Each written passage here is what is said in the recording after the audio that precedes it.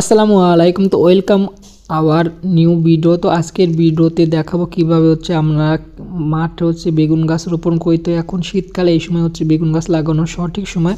তো প্রথমে আমরা বাজার বা হাট থেকে আমাদের চারা কিনে আনছিলাম। তো কিনে আনার পর প্রথমে আমরা যে কাজটি করি এবং আপনারা সেম এই কাজটি করবেন। প্রথমে বেগুনের গাছের যে বড় বড় পাতা থাকে সেই বড় বড় পাতা একদম কেটে যে আমি যেরকম ভিডিওতে দেখাচ্ছি এরকম ছোটো সাইজ করে নেবেন।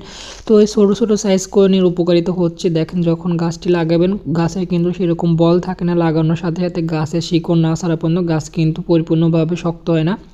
তো এই ছোটো ছোটো করার উপকারিতা গাছের পাতা ভারী হয়ে হেলে গাছ বেঁকা হয়ে যাবে না। দেখা যায় গাছ লাগানোর পর আমরা অনেক সময় দেখি গাছের হেলে মাটিতে শুয়ে পড়ে। এর মেন কারণ গাছের পাতা বড় বড় থাকে এবং ভারী হয়ে মাটিতে লেগে যায়, যেহেতু লাগানোর পরে গাছের সেরকম শক্তি থাকে না। এই জন্য আমরা এরকম ছোটো ছোটো সাইজ করে নিই, এতে করে গাছ আর মাটিতে শুয়ে পড়বে না। দেখেন এরকম সোজা হয়ে দাঁড়িয়ে থাকবে।